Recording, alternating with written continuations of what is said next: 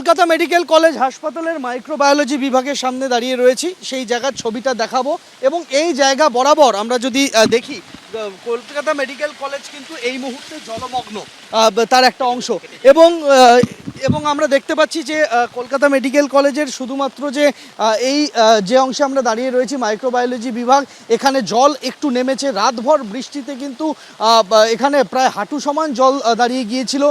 তারপরে পাম্প লাগানোতে জল কিছুটা নেমেছে, কিন্তু এখনও পর্যন্ত সেই জল পুরোপুরি যে নেমেছে সেটা বলা যায় না। পার্শ্ববর্তী Calcutta school of tropical medicine, সেদিক থেকে কিন্তু সেখানেও সেই Calcutta school of tropical medicine সেখানেও জল জমেছে। পুরনো হাসপাতাল ভবন সেই জায়গাতেও কিন্তু জল রয়েছে।